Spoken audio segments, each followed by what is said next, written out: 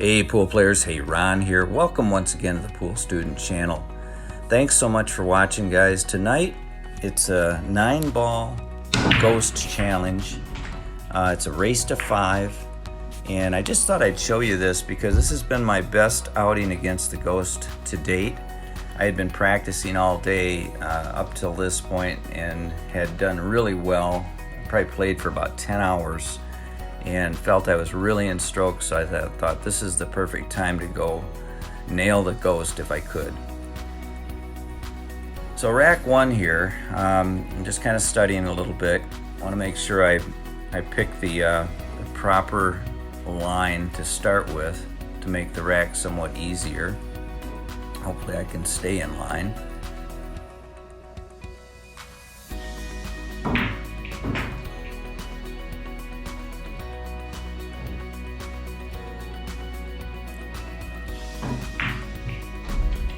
Now I tried to play, I should have played a little more spin there. I got away with that. I came a little closer than I'd like to that side pocket. You saw where I pointed there. I wanted it about another 6 inches down farther, but I was okay. I made it enough to where I can shoot in that 5 up into the corner like that, and I've got a nice position on the 6. Now at this point it's a basic run out from here, very simple. Just 2 rails to come down for that 7, and at this point there's just those 7, 8, 9 are just laid right out. Simple stuff here. You know, I'll say to you guys too that, you know, back in February 22nd, which was 299 days ago, during the shooting of this video, I had never shot a 9-ball rack ever before because I just couldn't play position. I couldn't pocket more than about 3 balls at a time, but through a lot of table time, a lot of drill work, a lot of pattern play, all of the above, I'm able to now navigate these 9-ball racks with somewhat ease. Okay, so rack 1 is down, and now we're on rack 2 here. Broke it pretty hard. Would like to have controlled that cue ball a little bit better. I still, even though I'm breaking hard, I want to try to park the cue ball in the center of the table. And, you know, even though I'm going ball in hand, I'd still like to do that just as a practice for my break.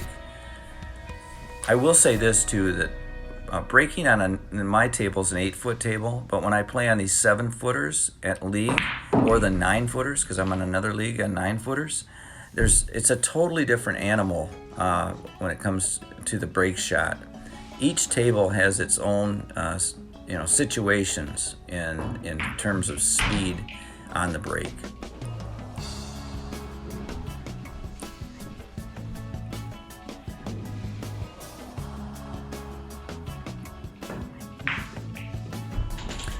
Something I don't like to do. Did you see me swing there? Body English. Do not like to do that. I don't want to send any message to anyone that it looks like I'm a bit out of control, but when I hit the shots that I think I'm going to miss, I tend to do that, and it's just so tough to stop that and just freeze your body. So I've got to work harder at that. Also, I'm noticing as well that some of these shots that I'm making are a little pokey. That's been a big problem in my game since day one. I just suffer from the jab stroke, and I'm trying to get that out of my system, and it's just an ongoing battle, but I'm getting better at it. Okay, rack 3.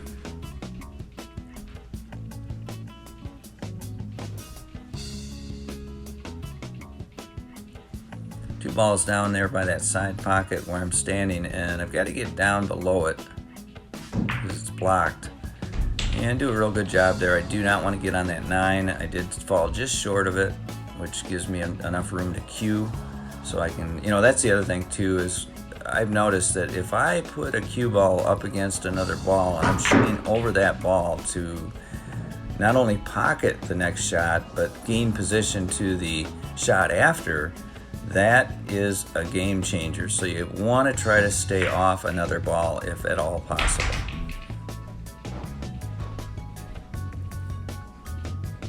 Just limits you so much.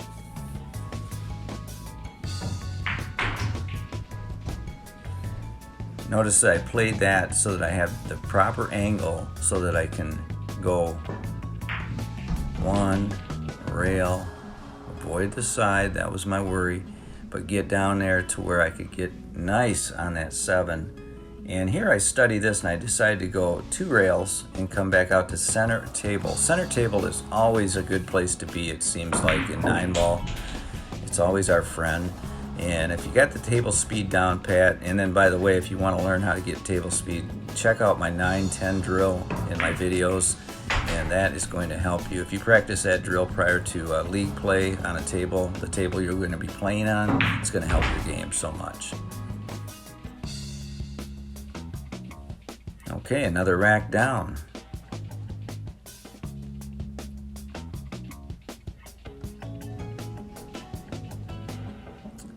So we're up 3 games to 0.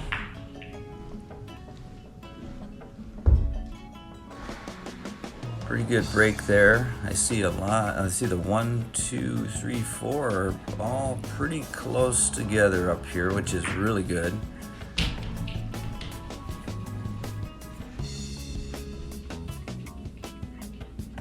Actually, I think the 3 is down there. The 5 is up here. I thought that was the 3.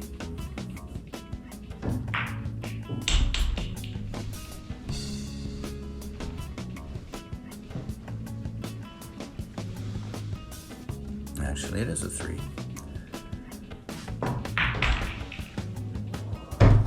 Now here I came up too short. I needed to roll about another 2 feet. So now I've got to play a bank on this 5-ball.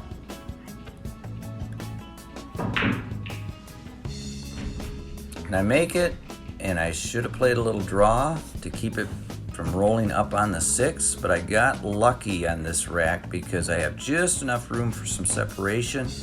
But when you can only do so much with the cue ball to make the shot, of course, your position to your next shot is going to be suspect, which I am fortunate that I at least have a bank here on this 7, and I really want to keep my run going, so I measure this one up real close with my stick. A lot of times I'll just look at the angles, make sure they're the same, and then hit perfectly center on the cue ball to make sure that I don't put any unwanted English on it, which will transfer spin to the object ball, which will make you miss, and I did that one fine. I did not put any spin on the cue ball, and gain good position on the 8. Now here I've got to give this a little bit of a spin draw because I do not want to run into this 8 ball. And I want to shoot the 8 in the same pocket, and I did. I drew it off, away from the 8, or away from the 9, and shot right off the rail and came right back out nicely for the 9 ball. So that all worked out real well.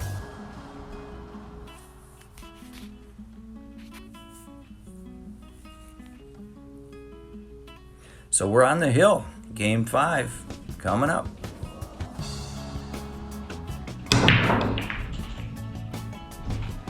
Oh, and I scratch in the side pocket. my number 1 nemesis. I do not want to do that. I know I'm hitting it hard, but there's no excuse. I need to stay more focused on an accurate hit on the 1 ball. When I'm hitting it that hard, you've got to make sure you hit a little bit of top, and you got to hit a little bit to the left of the 1 so that it doesn't deflect over to that opposite side pocket. That was a good shot there. Bounced off the rail, came back out for a nice shot on the 3.